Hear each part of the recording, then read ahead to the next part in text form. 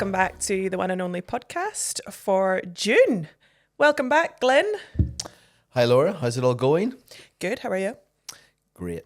Just finished last week. It was a busy week for the dairy team at H&H. For the dairy team, 2 sales in 1 week. Yeah. Absolutely flat out. And Cumberland show on Saturday.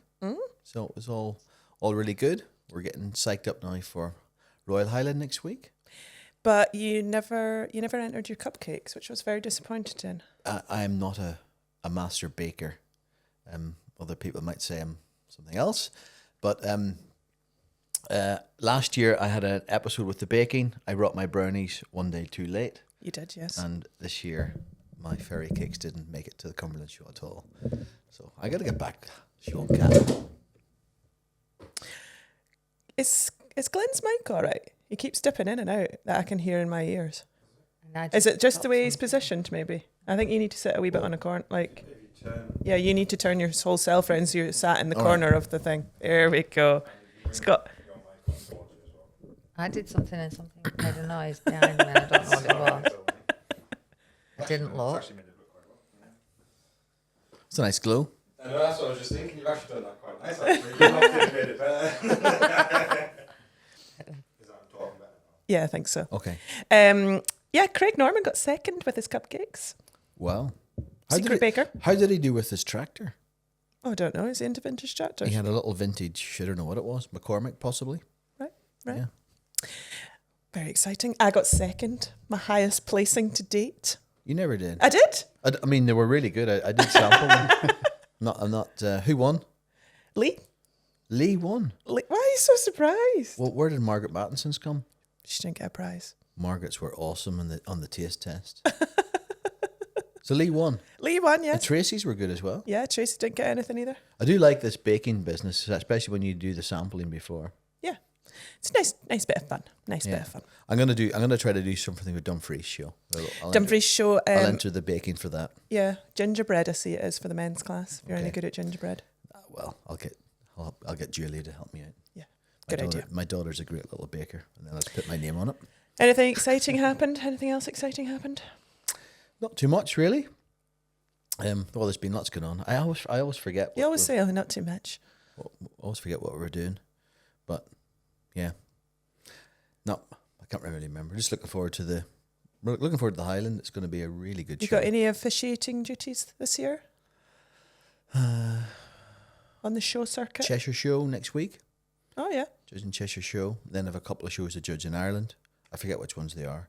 No disrespect to the people who've asked me, but It's just not on the radar yet. yeah, they'll come up. I'll look at the diary. I don't have that many to judge this year. Maybe only 5 or 6. That's not too bad. It's fairly manageable. Yeah. Very good. Well, this month on the podcast, we have a duo. They We are have a duo. a husband and wife, or Top and Yow, as their number plates seem to call them. We just walked into the car park at Herds Media headquarters, and these 2 fancy pickups with. And I've taken a picture, and I said, "Guess who's on the podcast this week?" Because I really like that. It's really good. So this month we welcome Andy and Steph Ryder to the podcast. Welcome both. Thanks for having us. Yeah, thanks very much for inviting us. You look very much like a rabbit in the headlights, Andy. You're like, thank you, but not really thank you. How are things? It's grand, yeah. We've just been on a whistle tour of the country, haven't we? So we're a bit jet lagged at the minute and just all packed up again for this week ahead. But no, everything's grand. Just events. So what events have you done in the last sort of 2 weeks? Well, I can't remember the week before last, but last week we were at North Sheep, and then we went to Cornwall, and then we went to South of England. Sure. Got back at 4 o'clock in the morning on Saturday morning. Oh my God. Well, it was an idea just thinking, oh, we'll book something on the way up, and then you just keep pushing on, don't you? And then you think, oh, I'm not paying for a hotel. And then Andy was snoring away nicely. And and I had 2 hours of stupid traffic because the motorway was shut on the way back down up the road. And so, yeah, we got home. It does take it out of you, doesn't it? Yeah. But it's nice just to be home, though, isn't it? You know, like, because otherwise you just lose a weekend, and we've got to catch up before we go out again this week, really. And we're fortunate because Tom's at home our lad, so he's looking after all the different things that are going on. North Sheep would be nicely on your doorstep It's perfect. this week. Nice little God. commute. Great event. It's unbelievable. Yeah. I saw Wayne Hutchinson's pictures and it looked amazing. I never made it down, but a lot of the team were down. They said it was very good. Well, we had a few stands, didn't we? And they were all just packed out, and people just kept coming. So it was a brilliant event. One of the busiest ones we've been to, I think. Yeah. I know on Wednesday, really well it was the organised. same day as our weekly sale on Wednesday, and Borderway was quiet.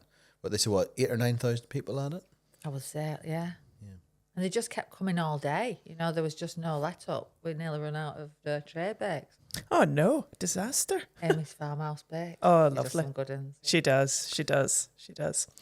So let's start at the start then. Tell us a little bit about the pair of you, where you came from, etc., etc. Give me a little bit of Steph and Andy. background. Yeah. A little bit of Steph and Andy. Well, you start, love, because you're the gypsy and you've lived about everywhere. Yeah, it was people will recognise you nationally at all these events, but they maybe not know your story. So that's really nice to share that with people. Yeah, so where do I start? Originally from North Staffordshire, sort of Derbyshire border. Went to school in North Staffordshire, and then we farmed in Derbyshire for a short period. In '89, we moved up to the Scottish borders on a arable farm, which we put mainly back to grass and had, sucklers and sheep. And then my father and my brother at the time wanted to go back to a hill farm, which we, come from in Derbyshire. So we ended up buying a farm in the southwest of Scotland at Moffat. And then we farmed there for, till 2007. And unfortunately, my father died then. And we had family split up and, we had to move out the farm. But at that time when we were at Moffat, we got into the pedigree side of things. And, we had 500 cattle and about 3,000 sheep at one stage. And That's where I first met you. Yes. It was an auctioneers conference, and one of the visits was at your farm. So that's when I went to Dumfries then, didn't That's we? right, yeah. But no, we were getting on well with the pedigrees and things, and probably one of the biggest breeders of British blue cattle at the time. But we had various breeds of cattle and sheep, and a lot of hill sheep and things. And like I say, Dad died in 2007, and we had family split up, so we ended up having to sell the farm at Moffat. And in the meantime, met Steph, and Everything worked out well? yeah. Never been a Crossword. Never. Ever. Carry on. You've put them off now. But so always been involved since late 90s with pedigree cattle, one breed or another, and different breeds of sheep. Come out the family farm in 2009. I think we actually concluded the sale of Newton at Moffat, and then met Steph, and Steph worked down in Preston, so we decided to move a bit further south. So we rented a farm near Carlisle, and we were in that for nearly 4 years. But we had a couple of wet summers, and heavy farm, got quite a bit of stock about, and it wasn't paying, so we just said enough was enough. And John Fleming, secretary at the time of the British Blue Cattle Society, put in his resignation to retire, and I put in for the job as breed secretary, and got the job as breed secretary. So we give the tenancy up on Black Hamilton at Blackford near Carlisle, and in the same year of getting the breed secretary job, we managed to buy a property down at Ainstable, so a small holding where we could keep some pedigree stock still and such like. So it was David Tomlinson who got us this place, because we'd been looking at a few different places, and David sort of got us in to look at Home House where we live now, and we sort of managed to buy it before it went on the open market through David, and which helped us a big deal at the time, didn't it? Really. So You're running out of steam now, aren't you? I can tell. That's a pretty good story. But that's a lot, Andy. That's a lot that's happened since 2007. Yeah. Well, I think just going back to your start of the story, though, when we got together, if I can interject, I just think Andy's just given you a very top level story, I think the what behind the scenes, I mean, if there was one feck up of all feck ups was succession planning. You know, if anyone learns off that side of things, I mean, everything went to cock, and you had to like build yourself up again from nothing, really, didn't you? And if there's any word of advice, and if I ever talk to anybody, it is have those conversations around the table, because I know so many friends of ours who don't or who haven't, or it's all going wrong, and it's a conversation that's uncomfortable, but it's got to be discussed, whether you're the wife sat around the table, whether you're the daughter, the son, everybody needs to know what's going on and not just make that assumption. And also those that have, they think they've got everything straight. Your dad didn't. Everyone assumed he had.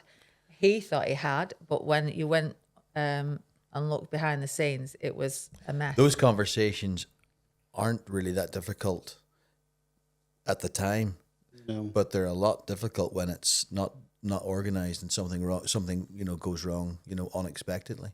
So yeah, absolutely. Yeah, and I do think people are taking on succession planning as a really important subject, but there's still so many businesses that aren't. And I think a lot of people think that they've got things sorted. Like my dad, he thought he'd got everything sorted, and me and Brian would sort of stay there and farm, and the sisters and the rest of the family would get an income every year off us, if you like, as a rent or whatever. But we even sort of buried my dad at the farm, thinking that would be there for sort of long term, if you like. But like you say, these things don't always happen, do they? And I think it is something people need to be aware of, and make sure that they have got everything sort of finalised. If you can take a positive out of a negative in that situation. Obviously, it's funny the way life works out, though, because that happened, other things have happened for you and brought you to where you are today. So sometimes, life has make the best of it. And, now, 2018, actually, we started looking at another breed society, and they asked us if 19, and now we look after 25 different organisations altogether. So, and there's a team of 16 of us now, so between part-time and full-time staff. So before... Well, I'm a lot more straightforward, I think. You think? So I was brought up in Lancashire, hence the accent. As growing up, but we were from just a normal family, really. So my mum and my dad was a fireman. My mum was lived life in a book, really. So she was a librarian. I had an older brother, and my mum and dad were just hard-working, driven people, really. Well, my dad wasn't too driven, but my mum was. So that may be where I get it from. And horses were a thing that we managed to cobble together and get enough money for me to have a horse, which was fabulous. Well, it's my mum really wanted a horse, I think. So I was like a pea on a drum on this little cob that used to just drag me everywhere when I was a skinny little 7-year-old or whatever I was. And then my love of horses just took me to Farmer's Guardian and the agricultural world. And then obviously I met Andy through various different events and things like that. So that was my journey really into ag. Through Farmer's Guardian, I was obviously really keen on societies and the auction markets in particular. That's where my love grew, and I just worked my way up the ranks, and I left Farmer's Guardian properly last year as commercial sales director there. So, how old were you when you started at Farmer's Guardian? Were you there? 10, obviously. That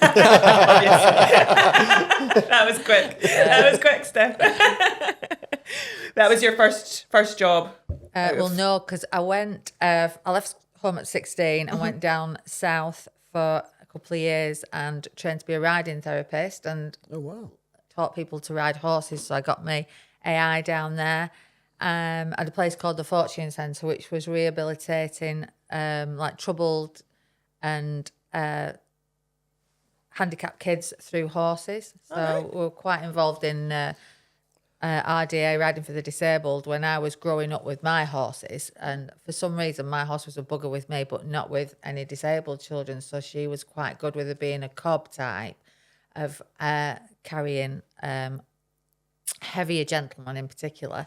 So that sort of grew from there. And then the Fortune Centre opening came up. So I went down into the New Forest for 2 years and did all that. And then came back up here and decided I'd carry on working as a freelance with horses. And in the middle of a field where I'd been booked off, I think, which was full of snow. And I thought maybe this isn't the career I want long term. So I just went home, had a bit of a strop and rung Farmer's Guardian and said, I could sort your equestrian side out, because in those days Farmer's Guardian was broadsheet and it was just full of horses for sale, and we used to just scour over these pages as kids and dream about all these horses that you couldn't afford. It was a massive big paper, wasn't it? It was one that you have to read at the coffee table. Yeah.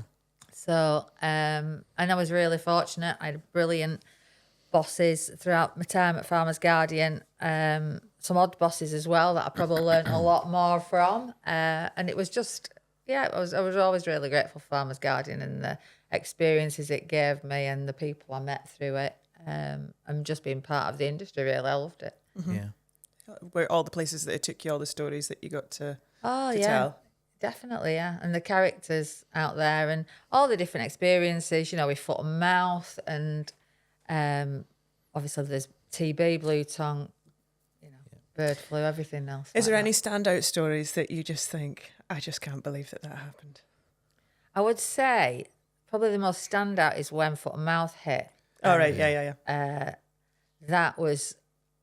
at the time, I always remember it was a Wednesday and we'd gone to press, and in those days, the adverts were in front of you. You could see the pages, really. And I remember just talking with production and pulling adverts because I knew those sales weren't going ahead. Yeah.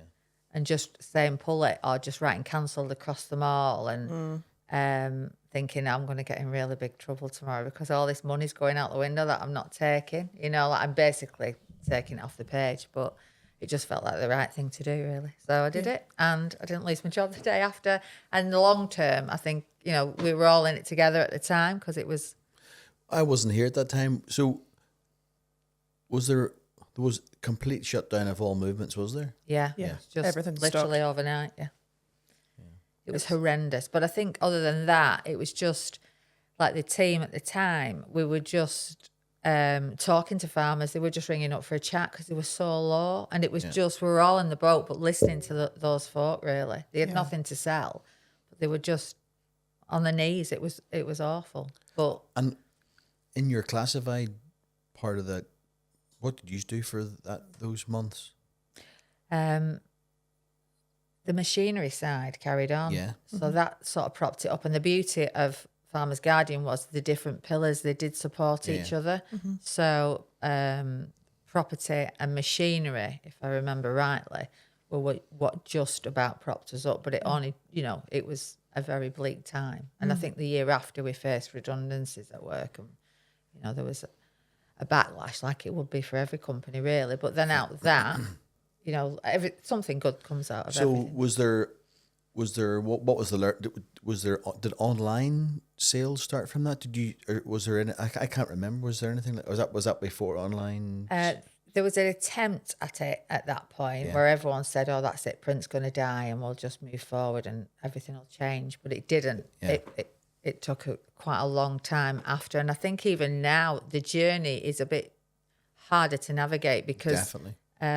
It's not as cut and dried with farmers as you know yourselves. With the online sale, I think there's a place for everything, but it's that community, isn't it? And it's that hub, and people want to feel and look, or at least have somebody there for them to have a proper look at. On the pedigree side, I would say in particular, if you just want a set of animals, then that's different, isn't it? If you just want a type. Yeah, so absolutely. Those two paths of amazing, I brought you guys together, and Pedigree Livestock Services. So tell us a little bit about where Pedigree Livestock Services is today. Yeah, well, like I said before, I was breed secretary of the British Blue Cattle Society, and then I know we spoke before about the Dexters. It was the Dexter Cattle Society, which was a sort of next in line, if you like. So 2018, they were having a few administration problems within the office and things, and a friend of ours asked if I'd go in and have a look at, how it was sort of set up and things really. So went down to Stoneleigh into the office down there and, just sort of advised them a wee bit. And through that summer then, just kept going back down now and again, just helping them with a secretary they had at the time within the office.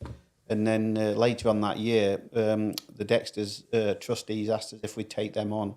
And it's just sort of escalated since then, really. And the beginning of 2024, we actually split Pedigree Livestock Services away from the British Blue Cattle Society because it was a subsidiary company of the Blues. But I think the trustees at the time were getting a bit fidgety that, if anything happened to me, because it was myself who was sort of, dealing with the day-to-day running, and the trustees being volunteers didn't want the hassle of, staff and, the responsibility of it all. So we actually took over Pedigree Livestock Services in January 2024 in our own right. So now it totally belongs to us, if you like. Yeah. So, up to date with 25 different organisations between sheep, beef cattle, dairy cattle, horses, and we look after the British Waterfowl Association. And his favourite. So is it something that you saw? Did you see that there was a kind of gap in the market to streamline processes? Is that how the business kind of was born, or how did it kind of come about?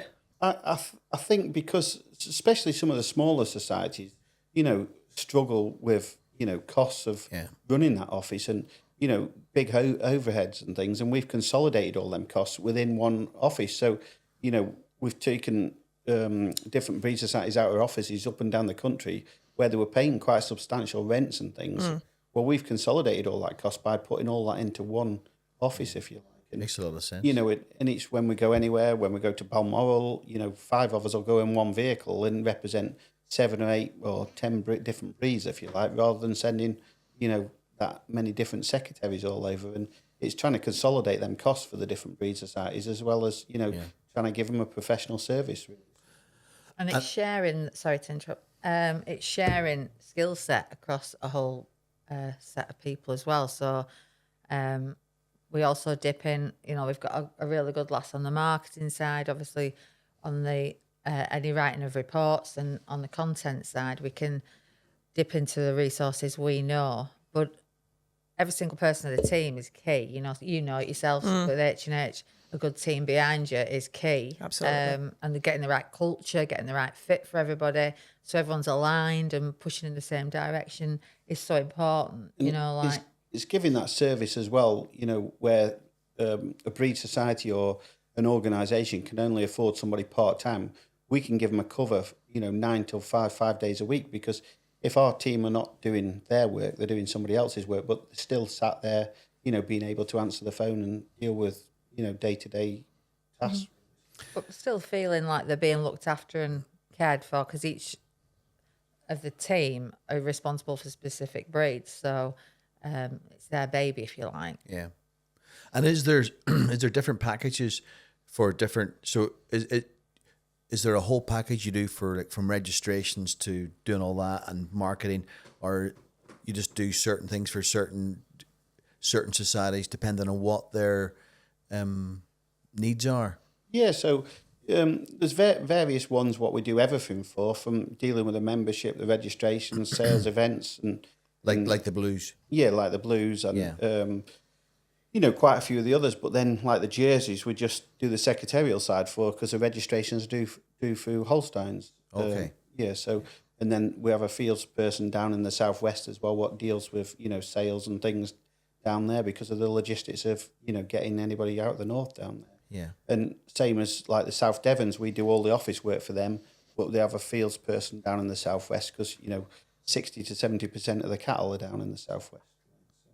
But no, we can tailor package or build a bespoke package for what anybody wants. And have you learnt? I think it sounds really interesting, but you'll have learnt things from different societies that you'll be able to implement in other societies. So you could practice, that will be a really, really fantastic thing, won't it be? Yeah. Yeah. So the pain that a society might have gone through 3 years ago, you can eliminate that with somebody else coming on board, really. Yeah.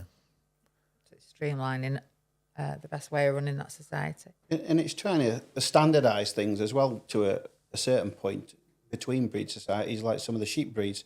And, you know, it's like if we can work with yourselves and standardise inspection criteria or sales conditions and things, because a lot of breeders will keep more than one breed, and it's a lot easier for them if it's the same rules and sort of inspection if they come to a sale, rather than having different, different criteria to stick to, really. And we're finding, you know, through breed societies, and, you know, we have a group called Pedigree Breed Society Group, where all the cattle breed secretaries meet, and we meet twice a year, and we're trying to standardise things through them as well. And, you know, it's just trying to consolidate things and make things easier for breeders, as well as, you know, the administration side of it as well, really. Is it a bit of a learning curve for yourselves and for the managing the expectation maybe of the breeders as well, so they are beginning to understand that there is beginning to be similarities and standardised, which makes total sense to me, you know, to have, so you actually know where you're at, don't you? Is it a bit of it? Have you found there's been a few learning curves to? Yeah, it's trying to deal with the different breed societies and the trustees, because that's like my main job is dealing with the trustees and things, and, you know, going to the meetings, and the individual staff which deal with them breeds usually come to the meetings with myself and then, you know, write the minutes up. But it's trying to convince them as well, and let's work together to make it easier for the breeders and the auctioneers or anybody who we're working with, and trying to make things easier and more standardised, really, rather than everybody having different rules for this and different rules for, you know, everything. It's trying to make things easier, isn't it? Yeah, absolutely. You know, it's... But the world's changed anyway, hasn't it, over the years? Like when everybody used to work in silos, and you know that as auctioneers too. Definitely. You know, like, I think sharing best practice, we're all in it together, is much better. Like every breed brings something to the table. You know, like you're not competitive in the same way these days. I think it's the strength in being. Do you ever get any sort of challenge with any, because you cover such a range of breeds now, there's going to be some breeds, there obviously always is a natural element of, you know, if you speak to someone that's an out-and-out Limousin man, they don't have an awful lot of time for the less shapier in that breed. Do you know what I mean? Like, do you ever experience anything of that, and how you sort of... I think everything's got its place, really. Yeah, oh, absolutely. Yeah. But, you know, certain breeders they're just passionate about their breed, you know, do you know what I mean? Yeah, I think a lot of breeders are passionate about certain breeds they keep, but then, you know, you get people keep Charolais and Angus or Galloways, or, you know, they're keeping different types of varieties. You know, we keep a few Shorthorns and Simmentals and a few Blues as well. So you've got different types within, and I think there's a market for everything, isn't it? And you guys see that, you know, with the livestock what you put through H&H, and, you know, it's. We have to be very careful and keep things confidential when we go from meeting to meeting, you know, when we're talking to different board members and things, and, you know, make sure that we don't cross over, you know, how they're wanting to take their breed forward, if you like, rather than, you know, going and saying, well, X is doing this, why don't we do this with your breed? And, you know, you've got to try and keep a fine line there where, you know, sort of advise them, or, you know, put things forward, and then it's up to the trustees to make the decisions, and then we implement their decisions.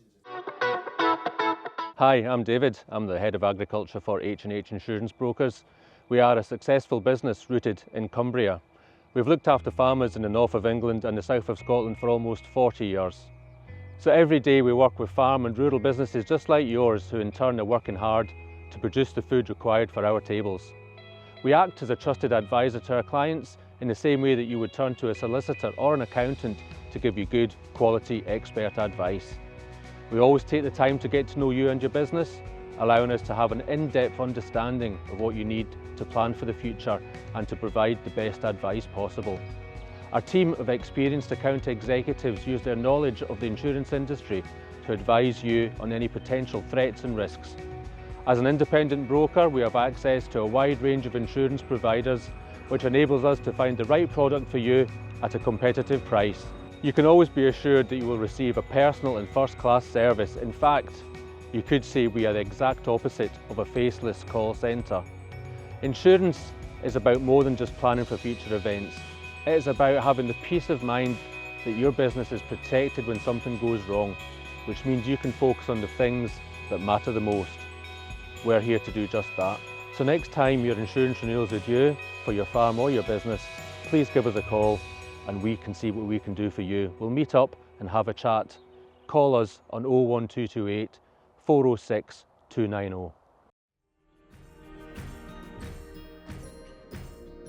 Finance for Farms, we're specialists within the agricultural sector. The whole leasing of cattle's strange. A lot of people haven't heard of it before and they wonder how it works, but it's really straightforward. Find a batch of cows I want to buy or do a deal on, I can phone them up and say, what's the chances of doing a deal on these batch of animals? And they'll say yes or no. Anything that I've asked, or requested and spoken to Shire about has been dealt in a, quickly in a professional manner, and it's either a yes or a no. What makes Finance for Farms different to mainstream funders and banks is speed and efficiency. A farmer can call us today, say he's looking to go to market tomorrow, and the finance will be in place for him to go the following day and purchase the animals he requires.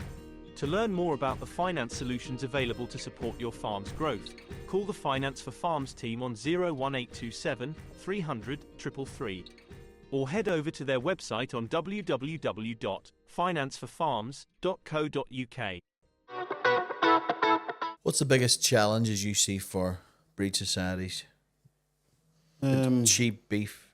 Yeah, decline in stock, I think, is one of the biggest things at the moment. We've seen big decline in suckler cows over the last few years, and that's having a big impact on how many pedigree bulls are needed really within, and same as sheep really. And I think nowadays the sheep market is, there's a lot more people keeping pedigree sheep. A lot of, people come to the in lamb sales. There's a lot more people, thinking that they'll have a couple of pedigree sheep and, probably breeding a few tups.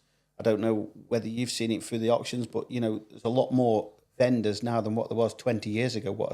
It was more of a specialised market years ago, wasn't it? But now, like, everybody's having a few pedigrees, and, it's great for the youngsters. They're getting out to the shows and, socialising with people, and, youngsters up in the north, they're on social media all the time, and they're interacting with people all over the country, all four corners of the UK, if you like, aren't they? Whereas before we had mobile phones when we were kids, you never used to sort of speak to people down in the southwest as much as what people do now, do they? It's, the societies that seem to put a lot of work and resource into the young breeders side of things seem to do really well, which is really nice to see, because that's the only way you're going to breathe new life into society, isn't it? If you encourage them from the start and get embedded in it, and it doesn't become a sort of alienated, specialised sort of group. You don't want that, do you? You don't want them to become unattainable. No, it's great. Like you say, these younger members' days, we've got a Beltex and Blue Texel one the beginning of August, haven't we? And it's great, like we were just saying, through social media and, mobile phones, if you like, or whatever now, people speak to each other all over the country, don't they? And, I suppose we didn't have the same interaction with people when we were kids because, you didn't have that communication sort of set, really, if you like. But, there's a lot of youngsters get together on these days, and it's a great social event for them, isn't it? Just to get together and sort of mix. So the registration process and the secretariat process are you involved in any data recording then of any of the breeds, weights, or are you involved in that as well or not? Yeah, so we do, we do linear classifications, we do EBVs, Esther breed. So you record all that as well? Yeah, we record all that for the different breed societies in the office. And then you've got your guys you've got your own classifiers, Andy? No, the classifiers are done through, Holstein UK. So you use them? Yeah, we use third-party people for that. Yeah. Do you ever see that something that you might bring in-house and employ? Not really. I think it's more of a specialised thing, and it's more independent if it's done through a third party. I think. And they've got their own separate company to run all the classes now, which is quite good. They have the CIS, NBDC doing their different, different sort of roles, if you like, and then you've got MMR doing that as well, different things as well. But I don't think we'd get involved in that. No, it's better to leave them. We deal with Holstein UK, CIS, and NBDC, NMR. We deal with a lot of different labs for DNA testing and genotyping and different things now. We within the office, just going back to the data, we use like 4 different databases. So So again, we're looking at different databases. How can we make that next database similar or easier, especially for breeders inputting information at their end, because you want something easy for them to go on and put that information in rather than making it more difficult and, making it hard for people to register. Because the last thing we want is people ringing all the time, oh, I can't do my registrations. And, we want to make their experience of registering their animals easy, really, when they go on. And taking that another step forward, do you think there's a possibility of having one central place for the whole of the UK for doing all that one day? That would be the dream. Thinking all the efficiencies that you guys have done within how many associations? Yeah, about 25. 25. Yeah. So I mean, if you think of it on a national scale, the efficiencies you could put into that's really what we should all be trying to encourage. I mean, that would be great, wouldn't it? I think Germany has that sort of. There's one or two of the European countries, isn't there? Germany works together, and it's a fantastic, slick system. You never know, do you? Really, anything could happen in the future. I think, well, if you look 6 or 7 years ago, you probably wouldn't have thought we'd be doing what we're doing now. Really, it's we've got a big team, but we're covering a lot of work, and some of them societies will have had 3 or 4 staff just standing alone, whereas we've got sort of 16 for 25. It's really good. But we've got people doing finance all the time. They do nothing but finance. And like Steph said before, we've got different team members doing different things. But then, each breed then have got their own person when they ring up just to try and get that relationship with members, really. Because, we tell people we've got 16 people, but they don't want to ring the office and speak to somebody different every time. So we try and dedicate one person for that breed. Yeah. So if you ring for one breed, you try and speak to that same person. But if they are off, then at least there's somebody else there. Where if you've got a one person sort of outfit, you're sort of stuck. So with regards to marketing and promotion, you'll do that for a number of societies as well. Yeah. So do you do newsletters and journals and wow? So your experience with Farmers Guardian will be fantastic for that side. Definitely, yeah. We're doing a mailing today as well. Kerry Flock Book's going out. Newsletter went out on Blonde newsletter on Friday on the bulletin. So there's always something going on. But again, we can knock one of those out quite quickly. And you do the social media marketing for certain. There's nothing I enjoy more than when you stick a microphone in front of James and Grant Anderson's face. And they're like, oh. Talk to me now. A bit like what I do when I'm on things like this. No, they're really you do a little bit of that as well to capitalise on that and make sure people get excited and, because you let it lie for a few days and people think, oh yeah. And it kind of dilutes a little bit, doesn't it? So if you can get it there and then, it's exciting, isn't it? Yeah, I mean, the last one I did with the boys was at the market, and what a buzzy time that had been. I mean, it was just bouncing, wasn't it? It was a really good atmosphere, and all the breeds, the prices were really good. The market looked fab because it was new and shiny and, and finished. So everybody was bouncing about all that weekend, really. It was a great atmosphere. And that just happened really by accident, not by accident, but and we're going to continue that weekend. Because we really think that's... No, it was, to get everybody there together, it was a really good vibe.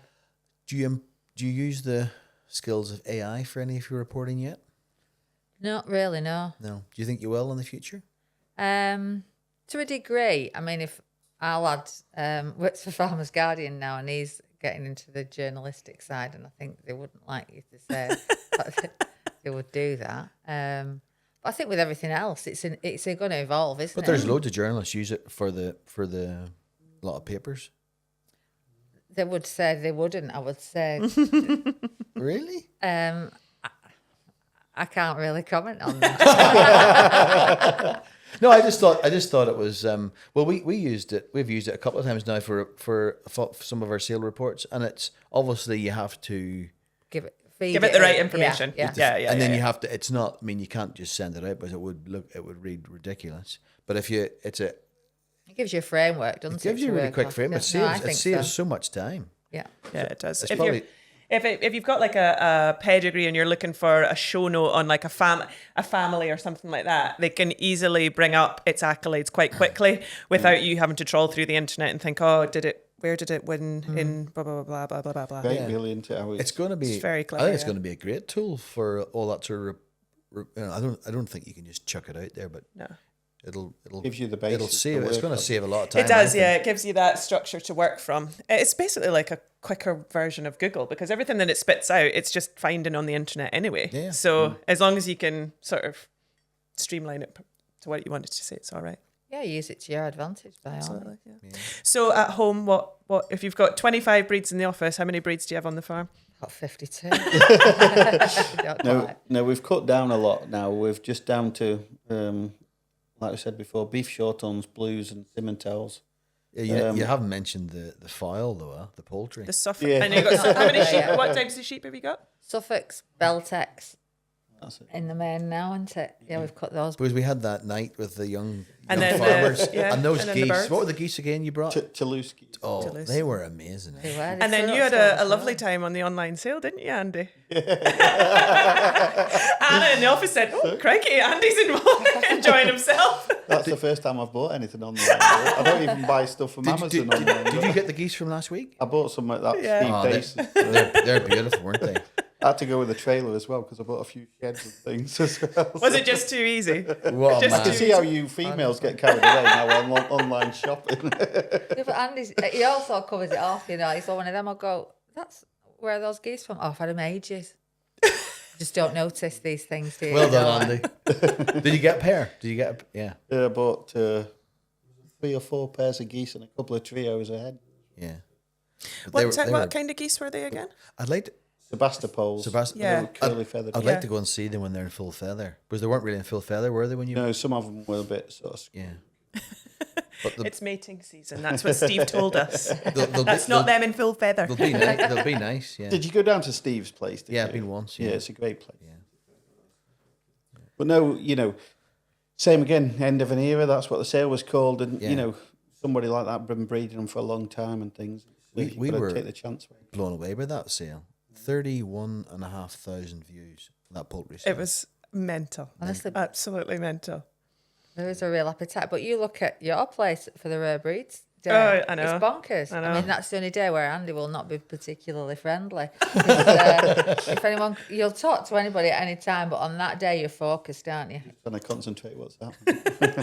See what I can buy. Oh, I love it. It's great. What would you say is your most successful point in your careers or in your life, however you would like to term it? What's your most successful? I don't know whether it's success. I think we're getting to that stage. I don't know. I think now you can just see that it's popping and it's taking off and things are coming together.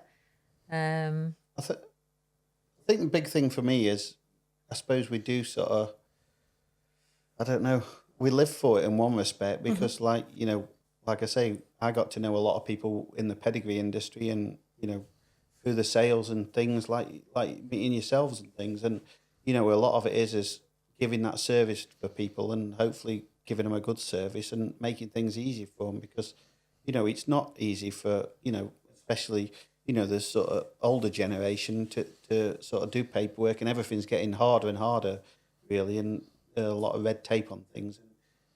I don't know, you've got to be interested in it and you've got to, you know, have that sort of love for it, if you like, really.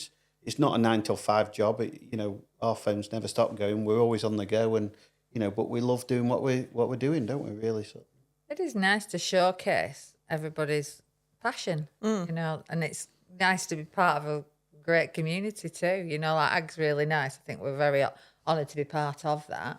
And it's a good crack as well. There's some real good people in it. You know, even when you're knackered on, what night was it?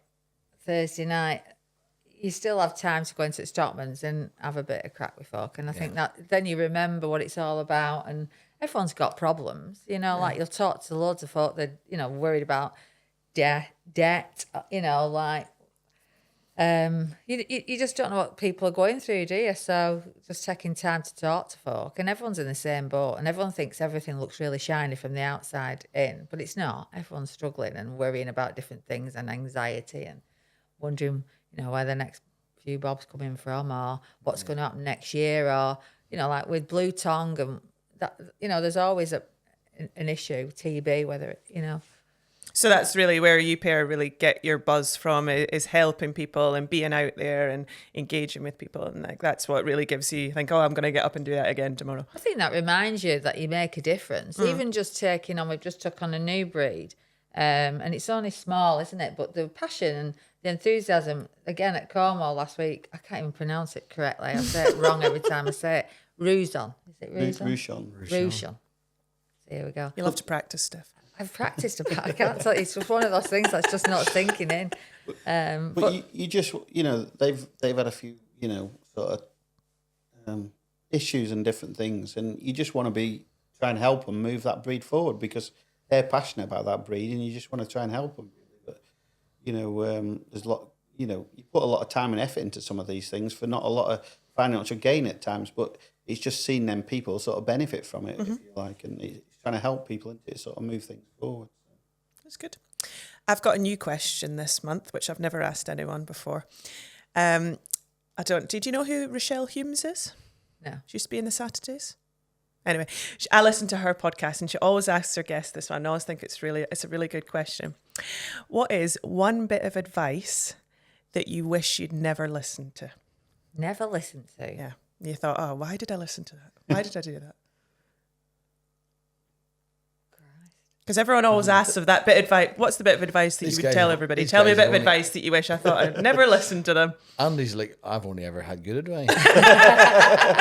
No, don't sit on the fence. Come on. And you have to name names. Well, that's a difficult one.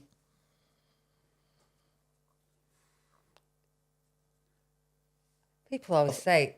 I think, people always sort of say we work too hard and don't make enough time for ourselves, but I don't know, it still doesn't make any difference. We just keep horsing on, I suppose, and just, if there's things to do, you just get on with it.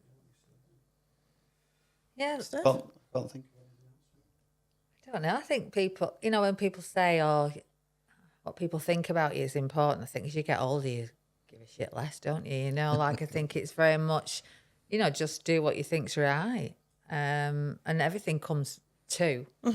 And I don't know, everything works out, doesn't it? It works its way out. You might stay I was chatting the other week to some Settle ladies farmers group, and again, just thinking about what you stay awake at night worrying about. A year later, it's gone. You don't even know what you were worrying about. It doesn't matter, does it? You keep it in perspective. You know what people think about you. People think different things of you. They've got a different viewpoint on you. But does it really matter? Like if they like you, they like you. And if they don't, they don't. And, like with Andy in particular, if many folk don't like Andy, it's usually their problem. Like if they don't like me, who doesn't like I can Andy? Understand that. Exactly that, though. How many people don't like you? I don't know. There'll be some people, won't there? But, There's very few people, because he is a very nice person, where I've got probably a bit more of an edge to me. I was going to say, Andy, this is the time you're meant to say, Steph, you're a lovely person as well. I've had 3 compliments off Andy in the whole of our marriage. And none of them were, I think one of them was related to me carving a cow on my own. You didn't do so bad there, love. And that was and you look quite nice today. I think that was on our wedding day. And I can't remember the last one. Oh, well, you give them out when they're necessary. She obviously remembers them as well. See, if she'd had 30 compliments, she'd never remember them. She's waiting for the 4th compliment. that's it, I think I'm married with my dad. He's never complimented me either. So I'm not needy, needless to say. I don't know if I've answered that question. No, I think that's a good one. That type of thing comes with experience, doesn't it? It's very easy to say to maybe a younger person coming through, don't listen to what they think, or, just do what's right for you. And it's just getting, bold enough to just think, I should just listen to that and get on with what I want to do. If it's right for me, it's right for me. Yeah, go where you go. Always go where you go. Have you used any horse societies? Yeah, Yes. we've got a couple of horse societies. Yeah. Irish Draft, Palomino. Oh wow. You weren't at the Appleby. Oh no, you weren't. No, we don't go. He's been there past. Do you like Appleby Fair? Well, we never really here to go, are we? Like, but we used to go as kids, like, because my dad was always involved. We drove. I went to see some heifers, and I forgot all about it. Oh no. And and I drove through on Monday or Tuesday during the week. It's amazing, I forgot how they're all camped out along every road. It's unreal, Well, when we were going over to Settle the other week, there was quite a few. We passed quite a few on route. Yeah. But it's everybody. We've got their own sort of walk of life, if you like, haven't they? They enjoy that as much as what we enjoy going to an agricultural show. Or you can see that. Or a sales Steeped show. in tradition, isn't it? Just out of interest, how many Irish draft horses are registered every year?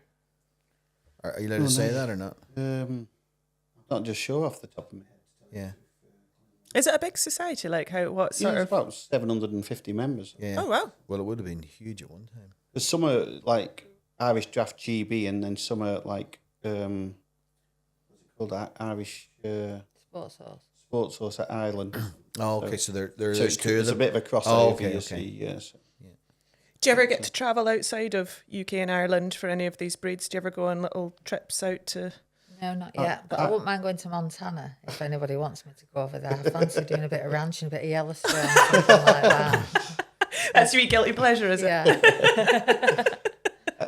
I go to Belgium odd times, and Denmark. Going to Denmark the first week of July for a couple of days. So. Is that to do with a particular society, or we went over there last year for the Blue conference, World Conference over there, but they've actually asked me to go over and judge the Blues and the Beef Shorthorns this time. So that'd be cool. Where is that? Is that in Liebermont? No, in Denmark. Oh, in Denmark. Yeah, it's near Billund. Oh, okay. It's a big show what they have. Yeah. That'll be great. That will be cool. A couple of days. Very cool. Yeah, I suppose a lot of the Brit societies have their origins at different places across Europe, and Do you ever think you'll get into running like study tours for different? That could be another. Well, we've took people over to Belgium before for the blue side and things, and that's been quite it's been quite successful in the past, hasn't it? But we would do if any societies wanted a trip somewhere, we would organise.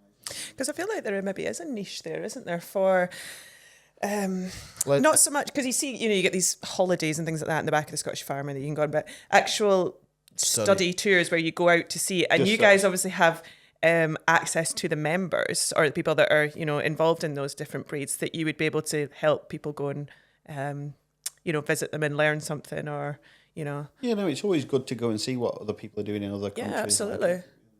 Yeah, it's. I know with the dairy job, if you were running, I think there's a massive. That could be massive people wanting to go and see milk production in Brazil or milk production, and from a commercial aspect, and there's lots of learning you can go and do that. I think if you're running those sort of trips all the time, they'd be busy. Because they love it, don't they? It's an and that's where. absolute Do you look after the Angus Society? No, we don't do anything. Well, you need to get that sorted, and then you need to do a stud, and then you need to go to Montana, to Wyoming, and do it. I'll have a word. So just want me to have a word? That could be the first thing. Get it all signed up. We're going to Wyoming, Yellowstone. Here we come. Get me cowboy boots. Boots on for traction. Do you have any, outside of all of the agricultural stuff that you do, you're very, very busy people, do you have any other little hobbies or pleasures that you just kind of switch off from and it's your sort of little outlet? Do you have a little, I don't know. I think it's just the poultry, isn't it? That's your escapism, isn't it? Yeah. And I think it's just stock. Yeah. I breed a few Orpingtons, and I've got a pet goose and a few. You've got a pet goose. What's he called? We don't know if it's a boy or a girl yet, so we're waiting on that one. And he might not want to identify as either. So no, non-gender. And you can call it NG. We'll call it that going forward. I don't know. It's just seeing friends then, and just doing what we went to a wedding last weekend. It was lovely. There was no stock, nothing. I had a stag do in York on the Friday night, and then I had to get from York to Clitheroe on Saturday. We had a wedding then on Saturday. Yeah. Then we've been away most of the week, and then tomorrow we're going to Inverness to the Highlands and Highland Sheep event. And then at the end of the week we'll be at three counties, and then on Saturday we'll end up in Aberystwyth for the National Beltex and National Bluetex. That takes a bit of managing. Logistics, yeah. And at those events, are you under Pedigree Livestock Services banner, or do you set up different stalls for the different societies? Yeah, so we will set stands up, like at the sheep events we have different stands for different breed societies, but like we're there under Pedigree Livestock Services, but we're there representing the individual breeds as well. Like, so, you know, but a lot of the shows will just, you know, go to, if we haven't got stands there, we'll just be floating around. The team will be in the ring then putting results on social media and things for certain breeds, which we're looking after.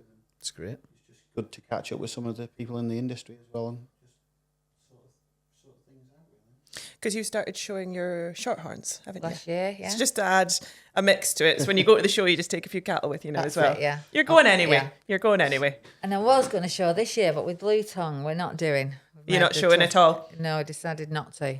So we had the Yorkshire show. We'd got both the sheep and the cattle in, hadn't we? But we've made the decision not to go, really, because it just seems a bit daft going through the zone. And I don't know if it's that responsible for us to be putting that message over either. So I suppose, yeah. I might just do Penrith show, because obviously we run Penrith show as well. All right, okay, you do a show society as well. Yeah, and we also run Stars of the Future, so if you've got any calves ready for Stars of the Future. Are you talking to the right people here? The Stars of the Future show, that takes place at Malvern? No, it's Stirling. Sterling. You know, the beef Pedigree calf show there. Oh, okay. That. In November. I don't think the Holsteins would stand up to it. I don't think treasure jerseys would come much further. Sadly not. And then we did the Scottish beef event in 23, didn't we? But yeah. They decided not to have an event this time because there was the Royal Northern Beef Tech thing, and it was going to be in the north as well, so they thought it'd clash together. Scott spoke at that, didn't he? Was that last week or the week before? Yeah. Just recently, wasn't he? Went up there and spoke about it. It was quite a good event, though. He said it was really good. Really good setup, lovely farm. Was it the Golds that had it? I think that's what they were called. Yeah. And Scott gave the keynote speech there about decline in suckler herds, etc. So he said, it elated some interesting conversation.